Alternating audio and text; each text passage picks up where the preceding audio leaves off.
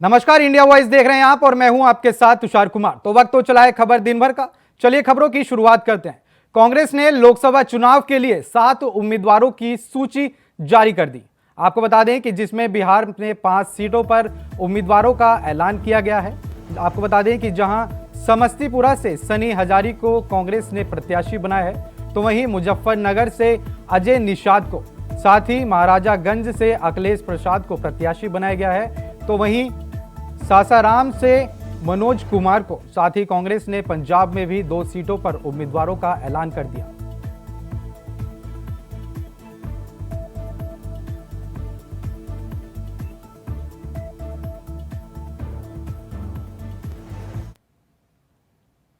बात करेंगे अगली खबर की। अलीगढ़ लोकसभा सीट से बीजेपी के प्रत्याशी सतीश गौतम और हाथरस से अनूप वाल्मीकि के समर्थन में पीएम नरेंद्र मोदी ने ग्राउंड में एक जनसभा को संबोधित किया। बता दें कि उनके साथ यूपी सीएम योगी आदित्यनाथ भी मौजूद रहे। कार्यक्रम में पीएम मोदी ने क्या कुछ कहा, सुनिए। कांग्रेस और इंडी गठबंधन के एक और खतरनाक इरादे से मैं आज देश के लोगों को, अलीगढ़ के लोगों को आगाह कर रहा हूं। मैं देशवासियों को आगाह करना चाहता हूं। कांग्रेस और इंडी गठबंधन की नजर अब आपकी कमाई पर है, आपकी संपत्ति पर है। कांग्रेस के शहजादे का कहना है कि उनकी सरकार आई तो कौन कितना कमाता है, किसके पास कितनी प्रॉपर्टी है, किसके पास कितना धन है, किसके पास कितने मकान है, उसकी जांच कराएंगे। इतना ही नहीं, वो आगे कहते हैं कि ये जो संपत्ति है उनको सरकार अपने कब्जे में लेकर उसको सबको बांट देगी, ये कहते हैं। ये मैनिफेस्टो उनका कह रहा है। भाइयों बहनों, आप सोचिए, हमारी माताओं बहनों के पास सोना होता है। ये सोना अवसरों पर सिर्फ शरीर पर पहन करके प्रभाव पैदा करने के लिए नहीं होता है। हमारे देश में माताओं बहनों के पास जो सोना होता है, कितना ही कम क्यों न हो, वो स्त्री धन होता है, पवित्र माना जाता है, कानून भी उसकी रक्षा करता है। अब इनकी नजर कानून बदलकर हमारी माताओं बहनों की संपत्ति छीनने का भी खेल खेला जा रहा है। उनका मंगलसूत्र, उस पर उन लोगों की नजर है। माताओं बहनों का सोना चुराने का इरादा। इतना ही नहीं, वो सर्वे करना चाहते हैं, यानी किसके पास कितनी जमीन है उसकी भी जांच होगी, व्हीकल कितने हैं उसकी जांच होगी। कांग्रेस इसका सर्वे कराएगी और फिर कांग्रेस कब्जा करेगी। सरकार के नाम पर कब्जा करके आपकी संपत्ति को छीन करके बांटने की बात कर रही है। कांग्रेस यहां तक जाएगी, अगर आपका गांव में पुराना पैतृक घर है, बच्चों के भविष्य के लिए आपने शहर में मानो छोटा फ्लैट ले लिया, और अगर पता चला कि आपका गांव में भी एक घर है, तो 2 में से 1 छीन लेंगे कि आपको 2 की जरूरत नहीं है, जिसको नहीं उसको दे देंगे। कांग्रेस के लोग कहेंगे कि आपके पास गांव में एक घर तो पहले से ही है। ये माओवादी सोच है, ये कम्युनिस्टों की सोच है। ऐसा करके कितने ही देशों को वो पहले बर्बाद कर चुके हैं। अब यही नीति ये कांग्रेस पार्टी और इंडिया अलायंस भारत में लागू करना चाहती है। आपकी मेहनत की कमाई, आपकी संपत्ति पर कांग्रेस अपना पंजा मारना चाहती है। उत्तराखंड के सीएम पुष्कर सिंह धामी ने कांग्रेस पर हमला बोलते हुए कहा कि वर्ग विशेष के वोट बैंक के लिए किसी भी स्तर पर जाने के लिए कांग्रेस की नीति रही है। देश के तुष्टीकरण और परिवारवाद को बढ़ावा देने वाले ऐसे लोगों को भारत की राष्ट्रवादी जनता सबक सिखाने के लिए तैयार है। कांग्रेस की सोच हमेशा विभाजन की रही है, विभाजनकारी सोच रही है, तुष्टीकरण की इनकी नीति रही है और देश में 60 सालों के अंदर इन्होंने एक विशेष वोट बैंक की चिंता करी है। और वही आज इनका जो घोषणा पत्र जारी होता है, उस घोषणा पत्र में भी और इनके पहले हमारे देश के प्रधानमंत्री रहे मनमोहन सिंह जी ने भी अपनी वो सोच एक अपने भाषण में देश के सामने रखी थी कि संसाधनों पर, आर्थिक संसाधनों पर जो सबकी मेहनत की कमाई होगी उस पर समानता से पहला अधिकार एक वर्ग विशेष को देने की बात करी। ये निश्चित रूप से इनकी तुष्टीकरण की नीति है, वोट बैंक की राजनीति है, विभाजनकारी नीति है और केवल कांग्रेस का विकास और सबका विनाश वाली नीति है। देश की जनता भली भांति समझ रही है कि देश आज आगे बढ़ गया है। देश आज समान नागरिक संहिता की बात कर रहा है, समान अधिकारों की बात कर रहा है, सबका साथ, सबका विकास, सबका विश्वास और सबके प्रयास की बात कर रहा है और ये देश को फिर से पीछे ले जाना चाहते हैं। इसलिए इस बार देश की जनता मोदी जी के साथ खड़ी है और प्रचंड बहुमत से, ऐतिहासिक मतों से देश की जनता का गठबंधन मोदी जी के साथ हो गया है। विजय श्री मोदी जी होंगे और फिर से प्रधानमंत्री बनेंगे। बात करेंगे अगली खबर की। सीएम योगी ने फतेहपुर सीकरी के किरावली में जनसभा को संबोधित किया। इस दौरान मुख्तार अंसारी की कब्र पर जाकर फातिहा पढ़ने पर उन्होंने सपा, बासपा और कांग्रेस पर जमकर निशाना साधा। मुख्तार का नाम लिए बिना ही सीएम ने कहा कि आज कांग्रेस, सपा और बासपा के लोग माफिया की कब्र पर जाकर फातिहा पढ़ रहे हैं। इनको ये कह दो कि वोट तो कमल के निशान पर ही जाएगा। आपको बता दें कि 5 साल के लिए आपको छुट्टी पर भेजा जा रहा है। 5 साल जाकर आप फातिमा पढ़ें। बहनों और भाइयों, कांग्रेस के लोग, सपा बसपा के लोग गरीबों के अकाउंट में डकैती डालते थे, इसीलिए जनधन अकाउंट नहीं खोलने देते थे, इसीलिए रसोई गैस के लिए तरसाते थे, इसीलिए किसान आत्महत्या करता था क्योंकि किसान सम्मान निधि जैसी योजना नहीं थी। गरीब सर्दी में ठिठुरने के लिए मजबूर होता था और बरसात में भूखों सो जाता था। क्या स्थिति थी? 4 करोड़ गरीबों को मकान मिल गए, 12 करोड़ किसानों को किसान सम्मान निधि का लाभ मिल गया, 10 करोड़ गरीब परिवारों को उज्ज्वला योजना का रसोई गैस का कनेक्शन मिल गया। और मोदी जी ने कहा है जो बचे कुचे हैं अब कार्य इस तीसरे कार्यकाल में उन सबको भी हम सिचुरेट करेंगे, पूरी तरह हर व्यक्ति को सुविधा का लाभ देंगे। आपने देखा होगा कोई भेद नहीं किसी के साथ, न किसी की जाति, न किसी का मत, न किसी का मजहब, कोई चेहरा देख करके योजना का लाभ नहीं। योजनाओं का आधार सबका साथ और सबके विकास के आधार पर है। बहनों और भाइयों, ब्रज भूमि का भी अब नंबर आने वाला है।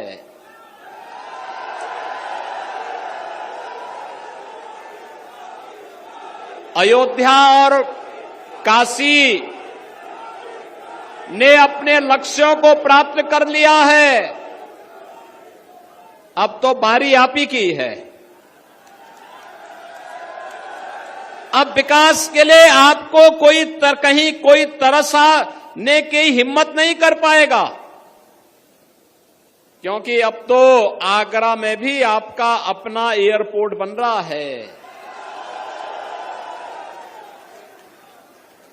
आगरा भी गंगा जल का सेवन कर रहा है। और हर घर नल की योजना भी लागू हो रही है। हमारा नारा राष्ट्रवाद का है, जातिवाद का नहीं हो सकता है।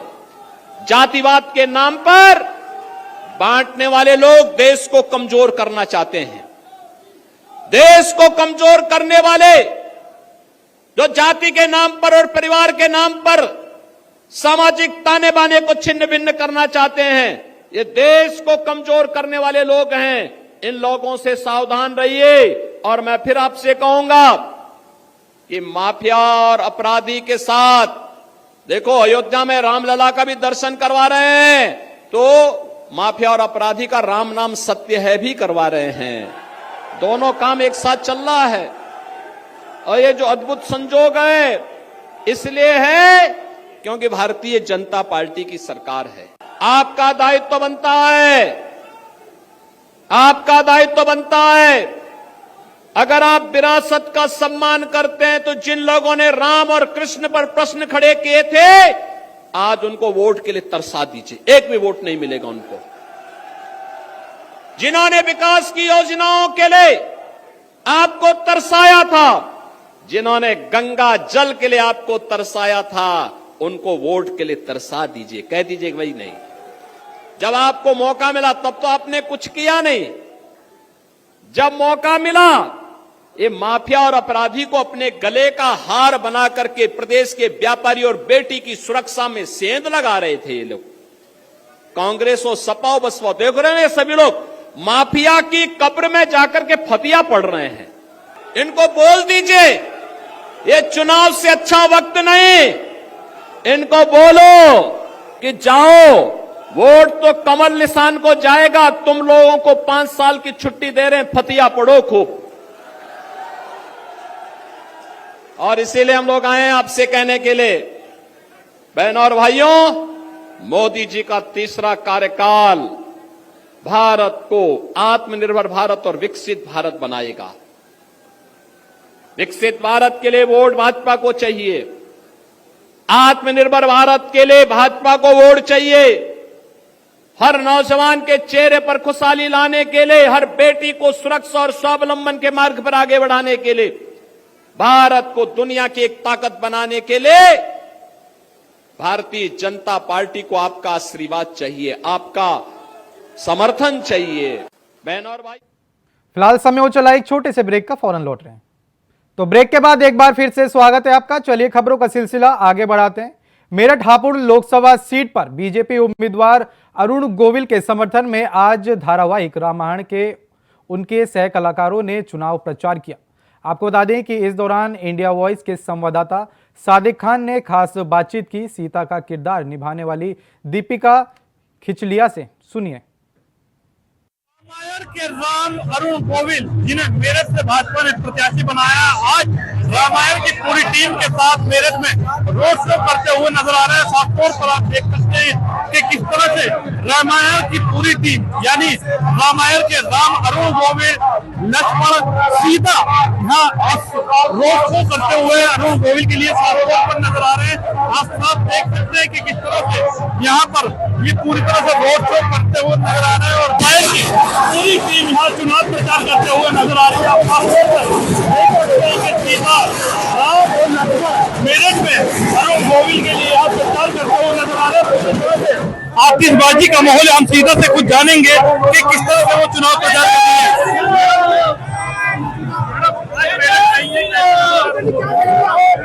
बहुत खुशी हुई कि हम यहाँ आए हैं और मेरठ का अरुण जी को हमारे लिए, उससे मुझे पूरा विश्वास है कि अरुण जी बहुत खुशी हो रही है, कितना प्यार मिल रहा है। और बस यही विनती है कि आप सब 26 तारीख को अरुण जी को वोट देकर जिता दीजिए। सीता ने पूरी तरह से अरुण गोविल के लिए यहाँ वोट मांगती नजर आई है। जिस तरह से आज रामायण की पूरी टीम अरुण गोविल के लिए रोड शो कर रही है, आपने साफ तौर पर देखा कि सीता ने इंडिया वॉइस से बातचीत करते हुए अरुण गोविल के पक्ष में मतदान करने की जनता से अपील की। साफ तौर पर आप देख सकते हैं कि किस तरह से यहाँ लोगों में उत्साह है और पूरी तरह से रामायण की पूरी टीम यहाँ लोगों का अभिवादन स्वीकार करते हुए यहाँ नजर आ रही है। पूरी तरह से आप साफ तौर पर देख सकते हैं रामायण के राम लक्ष्मण सीता यहाँ साफ तौर पर नजर आ रहे हैं। आप देख सकते हैं किस तरह से मेरठ की जनता उनका यहाँ पर स्वागत करते हुए नजर आ रही है। पूरी तरह से अरुण गोविल को यहाँ उनका सम्मान करते हुए मेरठ की जनता नजर आ रही है। साफ तौर पर आप देख सकते हैं कि ये नजारा मेरठ का है। आज मेरठ में रामायण की पूरी टीम यहाँ पर अरुण गोविल के पक्ष में चुनाव प्रचार करते हुए नजर आ रहे हैं। पूरी तरह से यहाँ ये रोड शो है और इस रोड शो में बड़ी संख्या में लोग रामायण की पूरी टीम को यहाँ देखने के लिए उमड़ रहे हैं। साफ तौर पर आप देख सकते हैं कि आज पूरे रामायण की टीम धरातल पर उतरकर अरुण गोविल के लिए मतदान करने की अपील करते हुए यहाँ साफ तौर पर नजर आ रहे हैं। साथ ही अरुण गोविल भी यहाँ जनता का अभिवादन करते हुए साफ तौर पर दिख रहे हैं। साथ है कि चुनाव 26 अप्रैल में मेरठ में मतदान होना है, तो उससे पहले कहीं ना कहीं लगातार सेलिब्रिटी भी मेरठ में आ रहे हैं। खुद अरुण गोविल एक सेलिब्रिटी है। रामायण के राम का किरदार अरुण गोविल ने निभाया है, उससे साफ हो गया है। तो उन्होंने अपने बयानों में पहले भी कहा था कि मेरठ में रामायण की टीम प्रचार के लिए जरूर आएगी। आज साफ हो गया है कि रामायण की पूरी टीम अरुण गोविल के पक्ष में यहाँ वोट मांगने की जनता से अपील करते हुए नजर आ रहे हैं। तो साथ ही जनता का भी बेहद प्यार उन्हें मिलता हुआ नजर आ रहा है। Sadiq Khan, India Voice, Meerut. लोकसभा चुनाव की घोषणा होने और अमेठी से लगातार तीसरी बार प्रत्याशी बनाए जाने के बाद केंद्रीय मंत्री और सांसद स्मृति ईरानी लगातार अपने संसदीय क्षेत्र में जनसंपर्क अभियान चला रही हैं। आपको बता दें कि सामाजिक कार्यक्रम में स्मृति ईरानी ने राहुल गांधी पर एक बयान दिया, जिसमें उन्होंने कहा कि हार की डर से राहुल वायनाड चले गए। राहुल का कहना है कि वायनाड के लोग वफादार हैं, तो क्या अमेठी के लोग वफादार नहीं हैं? पार्टी का कमल का फूल ही खिलने वाला है। अगर कांग्रेस पार्टी को हार का अंदेशा ना होता तो वो वायनाड जाकर चुनाव नहीं लड़ते।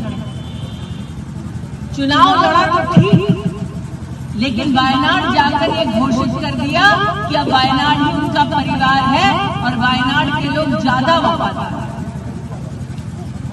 मैंने अपने कार्यकर्ताओं से कहा, मैंने लोगों को रंग बदलते देखा है, परिवार बदलते पहली बार राहुल गांधी को।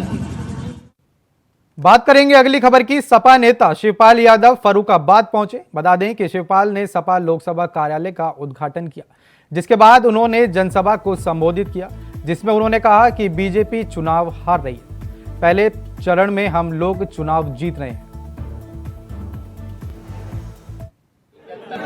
देखिए, भारतीय जनता पार्टी पूरी तरह से चुनाव हार रही है, तो इसलिए जितनी भी संस्थाएं हैं उनको अपने पक्ष में करके चुनाव जीतना चाहती है। लेकिन देश और विदेश की जनता ने मन बना लिया है कि भारतीय जनता पार्टी को हराना है और इंडिया गठबंधन को जिताना है। और उत्तर प्रदेश में समाजवादी पार्टी सभी सीटों पर भारतीय जनता पार्टी को हरा रही है और पहले फेज में सभी सीटों पर जीत रही है। इलेक्शन कमीशन अभी तो जहां जहां इस तरह की गड़बड़ियां हैं प्रशासनिक तौर पर, उसकी चुनाव आयोग को कंप्लेंट करेंगे और आयोग को संज्ञान में लेना चाहिए और जहां जहां गड़बड़ियां हैं और जो जो गड़बड़ियां करा रहे हैं उनके खिलाफ कार्रवाई करना चाहिए। पूरी तरह से जीत रहा है और भारतीय जनता पार्टी को हरा रहा है। यादव जी को उन्होंने प्रोफेसर साहब ने कहा है कि पिंडाबाद पाखंडवाद है, उस पर आपका क्या कहना है? देखिए, समाजवादी पार्टी के लोग बहुमान में भी विश्वास रखते हैं, हमारे हृदय में हैं। जितने भी भगवान हैं सब हमारे समाजवादी पार्टी के लोगों के हृदय में हैं। ऐसे लोग झूठ प्रचार प्रसार करते हैं।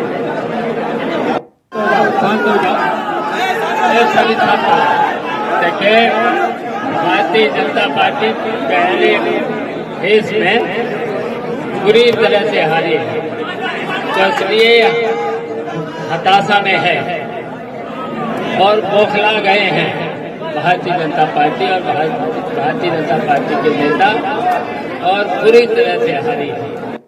भारतीय जनता पार्टी को हमारे परिवार से परेशानी है और हमेशा हमारे परिवार जीता है, फिर जीतेगा।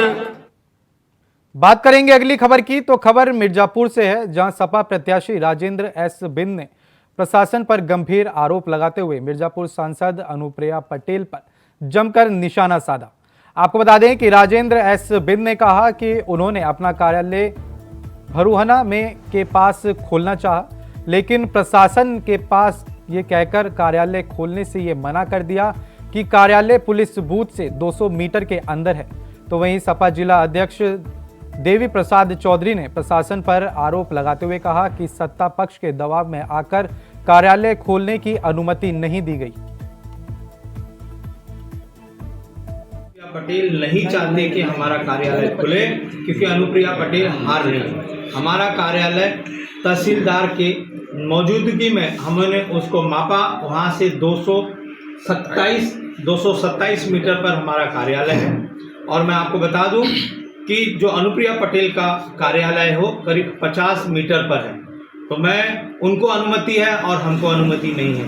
तो ये प्रशासन के जरिए हमारे कार्यालय को खोला नहीं देना चाह रही हैं।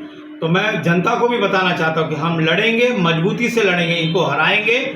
जितना भी षड्यंत्र ये रच लें, ये प्रशासन के जरिए जो अन्याय कर रही हैं, जो कानून प्रक्रिया है उसको भी है ना ये ताक पर रख रही हैं, और संविधान को भी बर्बाद कर रही हैं। तो हम लोग लड़ेंगे, मजबूती से लड़ेंगे, और चुनाव आयोग में भी हम शिकायत करेंगे। और ये लोग हमारे चुनाव को प्रभावित करना चाह रहे हैं, लेकिन प्रभावित नहीं होंगे कि जनता हमारे साथ। बीजेपी में शामिल होने के बाद पूर्व जिला पंचायत अध्यक्ष प्रतिनिधि संजू कटारिया कन्नौज पहुंचे, जहां पर उनका जोरदार स्वागत किया गया। बता दें कि कुछ दिन पहले ही संजू कटारिया ने सपा छोड़ बीजेपी ज्वाइन की थी, जिसके बाद आज वो सरामीरा स्थित अपने निवास पहुंचे, जहां बीजेपी कार्यकर्ताओं ने उनका जोरदार स्वागत किया।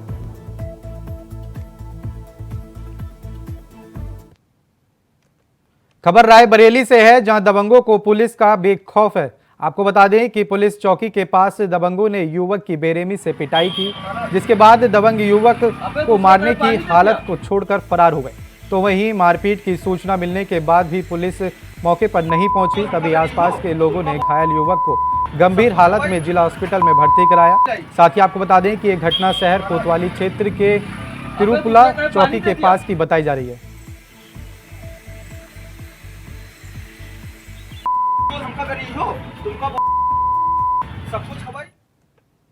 हरदोई में सड़क हादसे में पत्नी की मौत से आहत होकर शिक्षक पति ने घर में ही फांसी लगाकर अपनी जान दे दी। बता दें कि सुरसा थाना क्षेत्र के पचकोहा के पास हादसे में पत्नी की मौत हो गई, जिसके बाद शिक्षक पति योगेश कुमार ने घर में आत्महत्या कर दी। बता दें कि दोनों ही अपनी माता पिता के एक लौती संतान थी, और ऐसे में उनकी मौत के बाद परिजनों में हाहाकार मचा हुआ है।